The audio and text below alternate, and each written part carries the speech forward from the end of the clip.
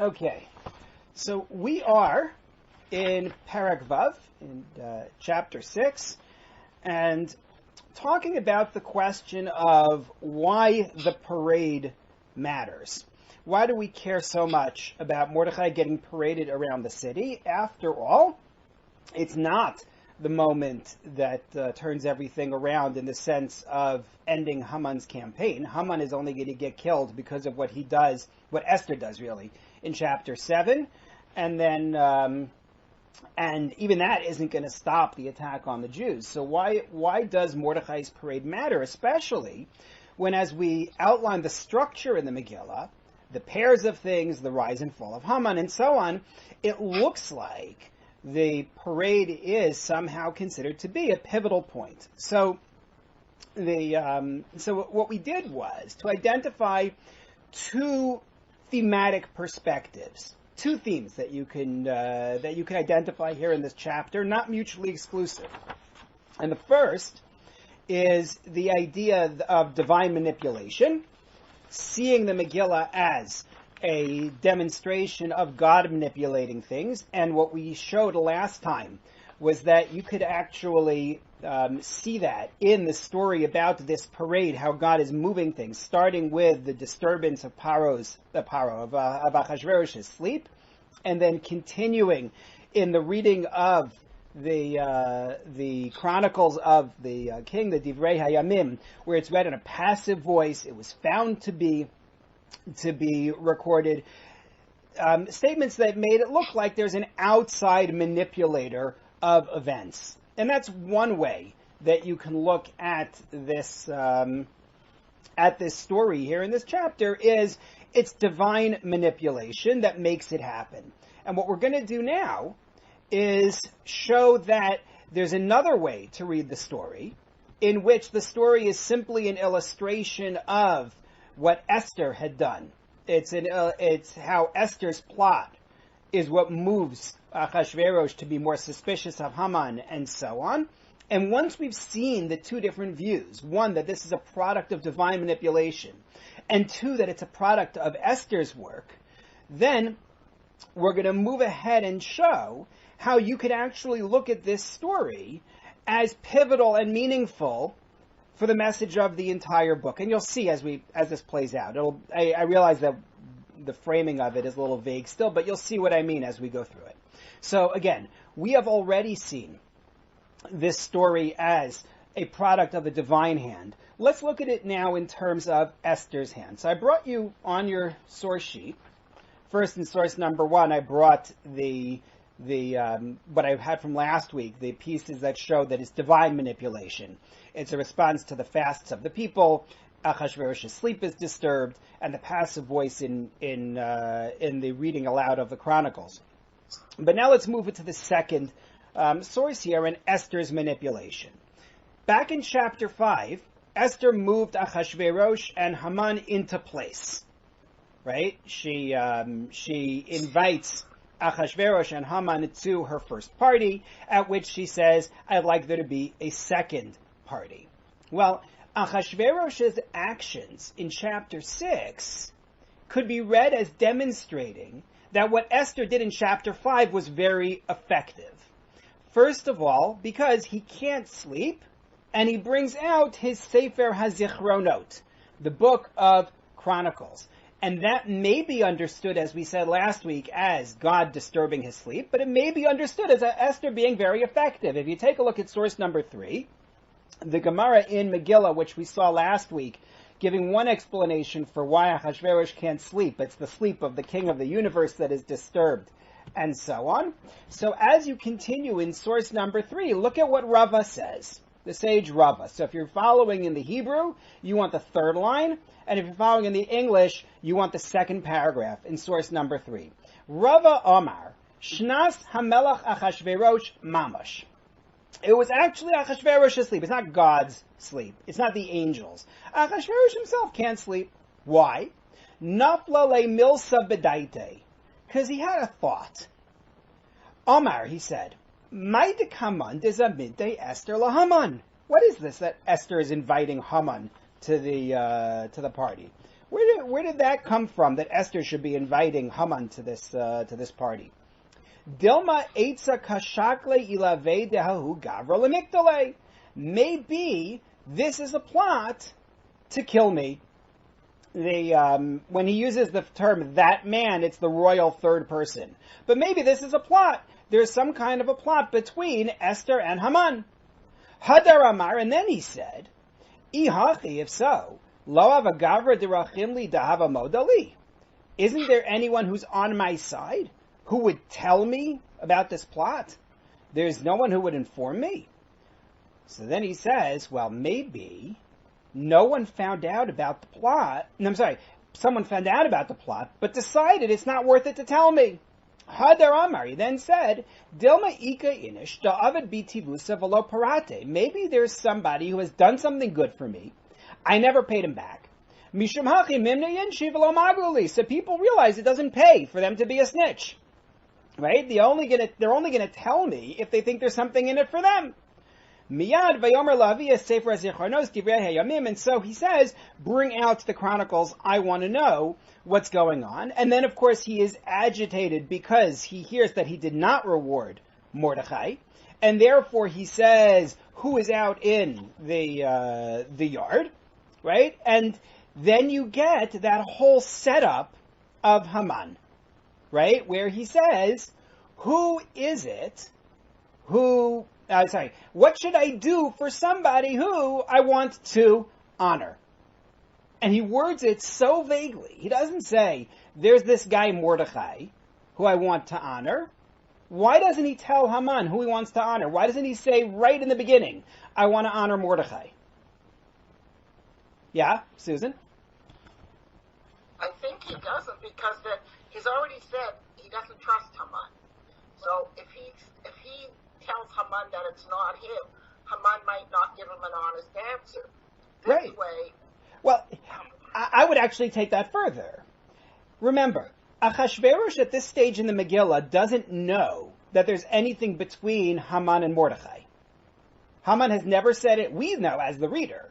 Haman has never said anything. Haman is there that day in order to tell Achashverosh that he has something against Mordechai. Achashverosh is hiding Mordechai's identity not so much in order to keep Mordechai a secret as to keep Haman thinking that it's him. He's luring Haman into a trap, knowing full well Haman is going to think that this is about him. That's where he goes with it. That's a straight read of the story. Malbim, though, characteristically, says there's more here. In order to appreciate Malbim's comments on this section, you have to remember something we said back in chapter 3. Do you remember we asked why Achashverosh elevated Haman to make him the second in command? And we had one explanation that it was because Achashverosh feels very insecure, and so he wants somebody who is beholden to him, and he takes somebody who's outside the power structure and puts him in charge. And that was one explanation. Another explanation, though, was that he wanted to reward whoever it was who trapped Bigtan and Teresh. Meaning, the very end of chapter 2, he found out Bigtan and Teresh are plotting against his life, right? That was the end of chapter 2. Now he says, I want to reward whoever notified me, so I'm going to elevate them.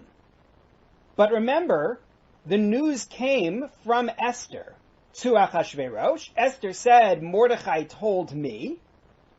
But Achashverosh has forgotten that it was Mordechai who told them, who told her that. He just knows it came from Esther. So he wants Esther to feel good.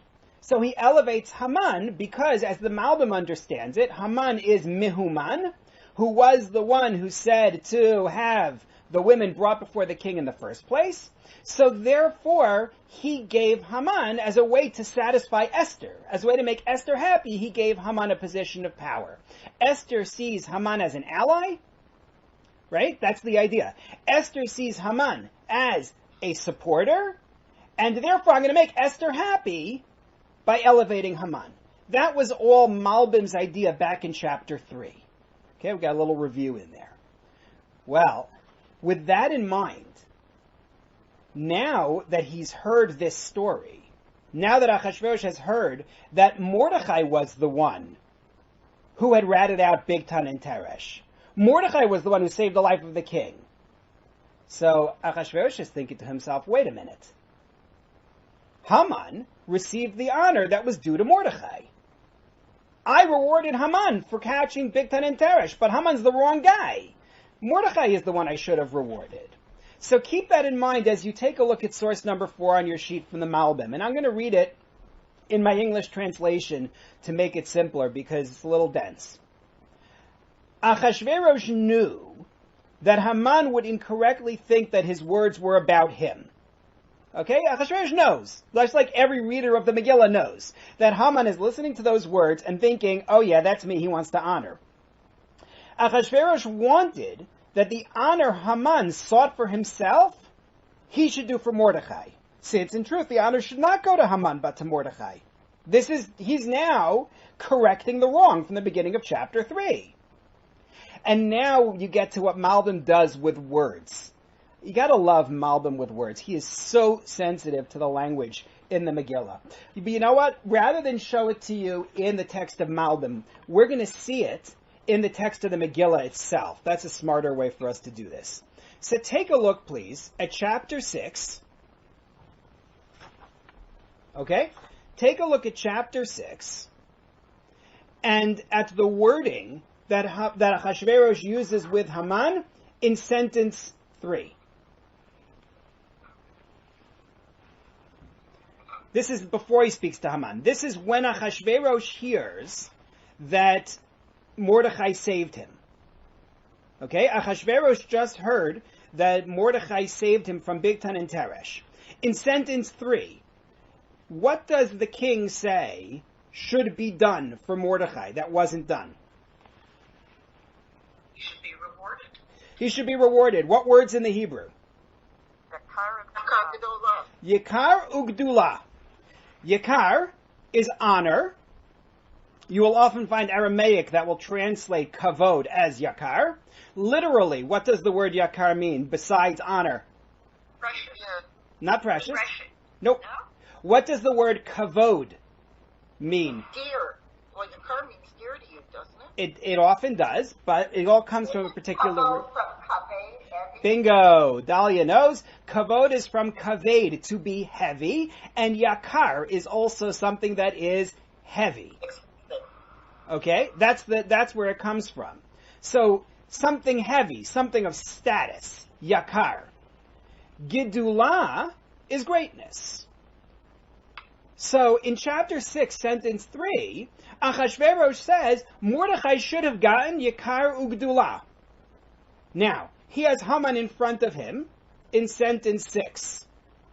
Achashverosh says to Haman, what should we be doing for the man asher hamelach chafetz bikaro, the man for whom the king wants to give yakar? What word did he drop? Gidulah. He skipped the word gidulah. So the Malbim says that's not an accident. That's not just clumsy wording. That's on purpose. Take a look at source number 4 now, back in the Malbim. The third line in the English there. Therefore, or in the Hebrew, mitamzeh. Therefore, he did not ask Haman what he should do for the one whom the king would want to give yakar and gidulah. For then Haman would have known the king wasn't thinking about him. He had already reached the height of gidulah. Right? Back in chapter 3, sentence 1, Gidal hamelach Achashverosh et Haman. Haman already has gidulah. If the king says, I want to give someone gidulah, Haman will know that's not me. There is no such thing as gidulah for me. I'm already up there. Achashverosh already gave him all the gidulah you could give him. He's already as great as he can be. Therefore, Achashverosh traps Haman using only the word yakar. Fascinating. He's trying to give Mordechai the honor that Haman that Haman wanted for himself. One other note, which is tangential, but it's always funny to me, and so therefore I'm going to bring it. If you take a look at what Haman says should be brought for the king. Okay, so take a look at sentence 8. What does Haman think should be brought for the king? Horse. The horse, right? Levush Malchut, royal garb, right? And the horse. And what else? Royal Crown. Crown, the Keter. The crown. Does he want the crown to be brought also? Oh, he doesn't say it. I'll tell you why I ask. In sentence 9, he just says, let the clothing and the horse be given to one of the officers and so on. And in sentence 10, the king says to Haman, take the clothing and take the horse. The crown disappears. So there are different midrashim to explain this. But here's my favorite thought. It's not from a midrash. Ibn Ezra makes the suggestion in source number 6 on your sheet. Tell me something before we read it in Ibn Ezra. How would you read? How would you translate that line where he mentioned the crown, starting from the horse in sentence 8? Sorry. It's unclear. There was so whose head. Bidyuk. Chana picks it. You could read this as the crown goes on the king's head or the rider's head, or the crown goes on the horse's head. I kid you not. Take a look at Ibn Ezra. V'hanachon be'enai, in source number 6, it appears right in my eyes. Shevav birosho, the vav, the him, when it says his head, shaval hasus, is talking about the horse. Ki yesh sus shel melech sheyasimu keter malchut birosho kasher yirkav alav hamelech, because they have a special horse, and when the king rides the horse, they put the king's crown on the horse's head. That's what they do. So the crown goes on the horse's head. So in other words, it's not that he's saying bring the crown. Bring the horse that wears the crown when the king is riding that horse. That's the idea. It's sort of like in the U.S., the president has a plane called Air Force One. But it's only called Air Force One when the president is on the plane. Otherwise, it loses that tag. It's not identified as Air Force One. So this horse is only called the horse, the king's horse, when the crown is on its head because the king is riding the horse. That's the idea. Yes, Susan. If we take the divine interpretation and we look at Moby, it won't work, because if there was divine intervention, at least the way I read it, then why didn't Hashem intervene right there and get more? The whole story would have not been able to happen. The Jews would not have been in trouble had the king honored Mordechai at the time, realized it was Mordechai, and raised Mordechai instead of Haman to that position for saving his life. So it's an interesting question. I would offer two answers. Number one, you could blend the two approaches and suggest that God intervenes to the extent necessary, but leaves room for human beings like Esther to move things along. So God is going to do certain things, but not others. You could suggest that. But I don't even know that you need that, because I have a second approach here, which is, if Achashverosh knows about Mordechai from the beginning, it doesn't work to save the Jews. Because Haman wouldn't have the power. But you mean originally if Haman had never been elevated? Yes, because Yes. Mordechai would have been elevated. If we take Yes. No, then you're right. Mordechai would have been elevated, not Haman. Right. No, that's true. That's true. That's all I'm saying. Yeah. But here I'll point you back to the Gemara that we learned in the beginning, in which we are told that the Jews had done certain things that required improvement and growth, and that's what's supposed to happen through this story. Can I remember at the beginning we talked about Mordechai's personality, and some people thought, not Mordechai, Achashverosh, that he was stupid. But as we're learning him, he seems to understand human nature. He understands Haman better than Haman thinks he does. And so he's not stupid. This actually portrays Achashverosh in a different position than we had at the beginning when we outlined his characteristics. yes and no. Okay. Yes, it makes him look smarter than people may have given him credit for before. But no, because that's a low bar. Like, you're shocked when he reveals some insight into the human personality. I mean, you'd like to think that people normally have this level of insight to know that a guy like Haman is going to think that this is about him. But the answer really, in my mind, is it's very clear in that Gemara, and I said this back when we first had that conversation about Achashverosh's intellect. Achashverosh is a schemer. The Gemara's question is he good at it or not? But he's thinking along these lines. This is the way Achashverosh thinks. Okay, so what we've established here is this. The events of Perek Vav of chapter 6 with Mordechai's parade may be read as God manipulating Achashverosh to sleep, manipulating what's going to be read for him to lead to a particular conclusion. Or it may be Esther manipulating Achashverosh through the party so that he can't sleep, and then Achashverosh suspects Haman and plays out this drama with him. You can read it either way. And now I want to explain then. Maish, I see your hand, but can you wait a minute? Or 2 minutes? Okay. So what I want to show you is that you have two different ways to view chapter 6 then in the context of the message of the entire book. If I take the view that Megillat Esther is a story of God intervening to save us in exile, then really this story is the first major divine intervention to help. That's why this is the pivotal story. Because this is the first time you really see divine intervention in order to help us. There is some intervention already in chapter 5 when Esther goes to Achashverosh, and the text says, Vatilbash Esther Malchut. She was clothed in, garbed in majesty. And I brought you in source number 7, the Gemara that says it's divine inspiration that is clothing her. So you had some sense of that already back there. But here is when things start moving. Because God disturbs the sleep of Achashverosh. God makes sure that Achashverosh hears about Mordechai's loyalty. Which brings us to sentence 13 in chapter 6. Zeresh speaks to her husband, right? Haman got the advice he wanted the first time round when she said, hey, you should go have Mordechai hanged. He comes back and he wants to have some commiseration, right? He's so upset about about Mordechai still flouting him, and now he's upset about the parade.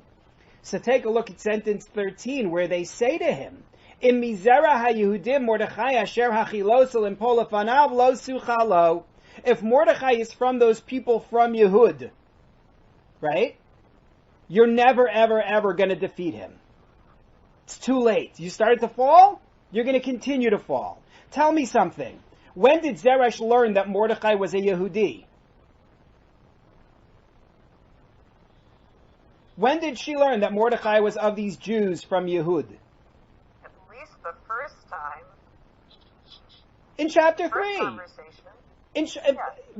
You're right that she knows it in chapter 5, but she knew it back in chapter 3. Everybody knew, because Mordechai can't stop telling them. Ki gid lahem asher hu Yehudi. Mordechai said, hi, I'm from Yehud. So why did she, it only occurs to her in chapter 6, sentence 13, where has she been? What's she been doing all along? The answer is, it's not about recognizing that he is from Yehud. It's about recognizing divine favor.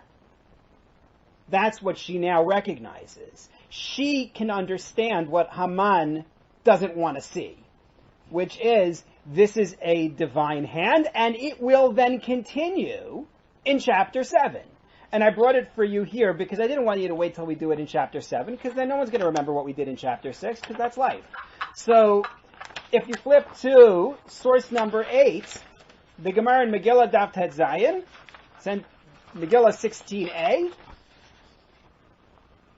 Achashverosh is angry when he hears that Haman wants to destroy Esther and her people, and he goes outside to the orchard. And then he comes back in. And he is described as being in quite the rage. Right? Does this ring a bell? Could you repeat that? You froze in the middle.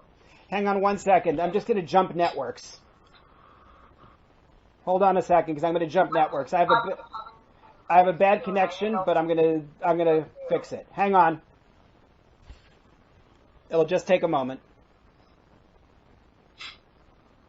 Okay. Now you hear me better?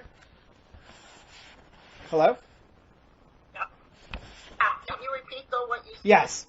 So, if you take a look at source number 8, the Gemara in Megillah, it's talking about when Achashverosh is angry because he just heard that Haman wants to kill Esther and her nation. And the way the text depicts Achashverosh is that he's livid when he leaves the party to go out to the orchard, and he's livid when he comes back in. Says the Gemara, why didn't he calm down in between? What happened when he was outside? Take a look at source number 8. And the king arose in his anger from the feast of wine to the palace garden, and the king returned from the palace garden to the room of the feast of wine. Just as he rose in anger, so he returned in anger. For he went and found the ministering malachim in the guise of men uprooting the trees of the orchard. He said to them, what are you doing? And they said, oh, Haman instructed us that we should uproot the trees from the orchard. Haman told us that we should do it, presumably in order to get the wood, unless you take the view that it was wood from the Beis HaMikdash, from the temple. But the point is, what the text is trying to do, Moshe, I still see you. What the text is trying to do here is to build up the argument that this is all divine intervention. And as the text continues, it even suggests Haman is not dumb enough to fall on the bed that Esther is on his own. Haman was pushed. A malach pushes him, because it doesn't say he fell, it says he was falling, meaning a malach comes and knocks him down onto the bed. This is all one way to read the narrative, is that God is moving things step by step by step by step.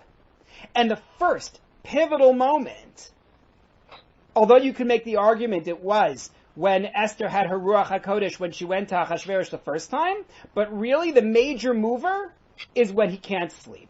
So this story is important because it's the first demonstration of clear divine intervention.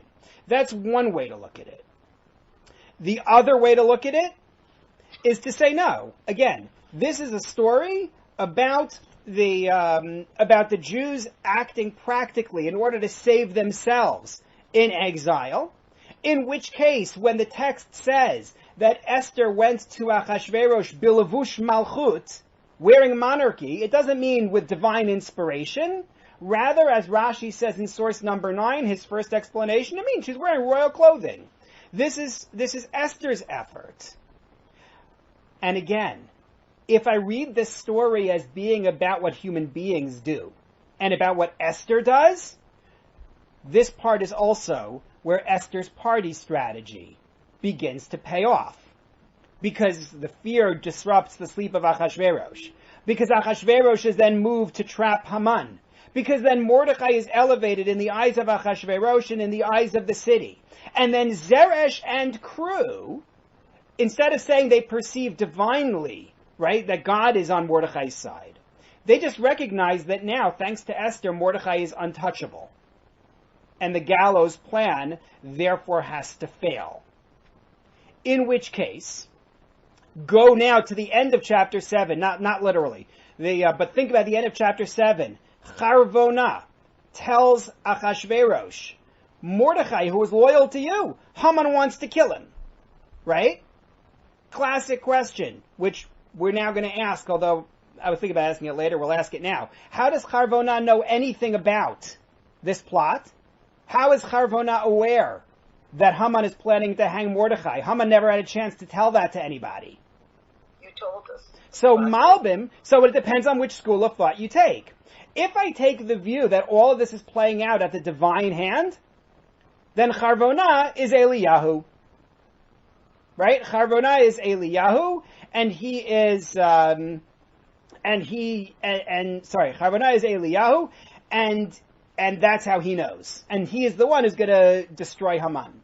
However, if I take the view that this is just practical, it's all happening on a human level, then I take what Susan remembered from last week from the Malbim, which is Charvona was one of the Sarisim. The Sarisim were the ones who showed up to take Haman to the party, and they heard Haman discussing the tree with Zeresh.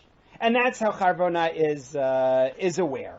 So you have two ways, you have two levels at which you can read this whole story. Either it's divine intervention, which first pays off with Mordechai on parade, and it's going to matter a great deal because it shows God's hand is now moving against Haman. Or alternatively, this whole story is a product of Esther's movement of Achashverosh into place, and everything will play out from here. But this story shows Esther's strategy starting to pay off as she has managed to get into Achashverosh's head through the parties that she created and the invitation for Haman. Either way, this story is pivotal, not just in the structure of the text, but in terms of showing the strategies start to pay off. Moshe, you have been so patient. Go ahead. No problem. I've got an interesting idea that I've really never ever thought about before, or heard anybody think about, and hopefully you will think it interesting. You know, the Gemara looks at the story of Bigtan and Teresh that you talked about. It says, "Vayivada hadavar leMordechai," and so far as I can remember, the rabbis say it's Ruach HaKodesh. That's the way the term Vayivada is used. I want to offer you another possibility. Okay. I think that Haman was in on the plot. That here you have these two guards. They're just soldiers. They can't run the country. They need somebody who's going to run the country with them, and not with them. Who they're going to set up to run the country. And it's their discussions with Haman, which bear in mind, okay, they're in the Shar Melech. Mordechai's in the Shar Melech. Haman's always interested that the people the Shar Melech have to bow down to, which suggests that's where he hung out. So it's a good possibility that they discussed this with him and he left out. It's a fun idea. Mordechai heard them talking, and he didn't mention Haman as part of the conspiracy, and so the whole story becomes Shakespearean because Haman thought of himself, I'm going to be riding the crown. Mordechai's the one riding the crown. So all this story where you could say that out of that the Semitic angle, Haman is dealt with unfairly, he's dealt with totally fairly. Right. Because it was his conspiracy. Moshe? That's it. Thanks. So three things. Number one is that you do have the other school of thought about how Mordechai found out. The idea that he is versed in all the languages and therefore he is able to hear them and know what's going on.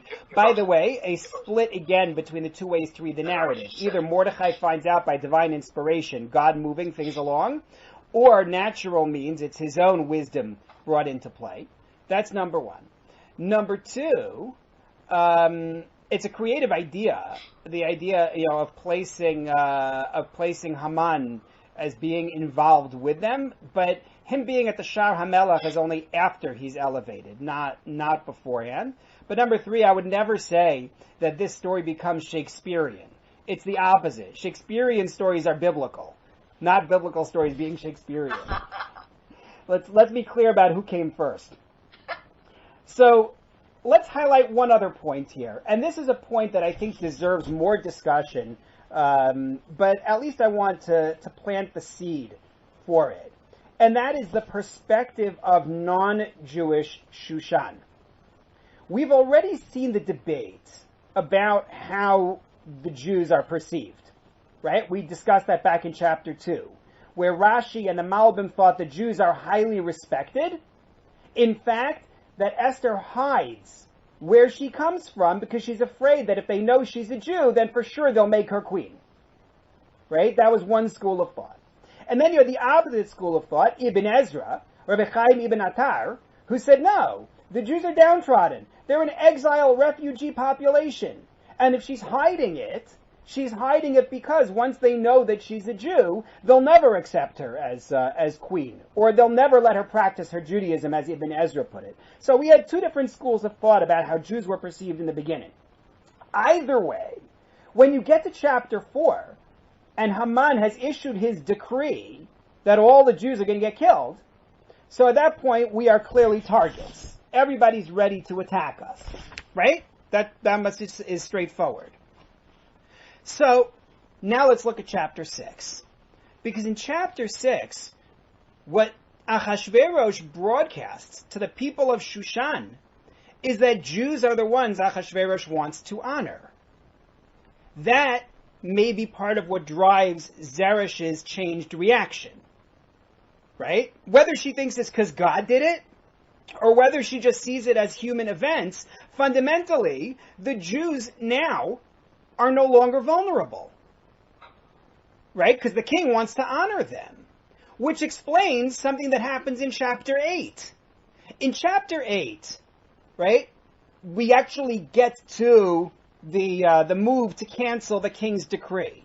But is Esther successful in canceling the king's decree against the Jews? We know the story. No. The decree is still out there.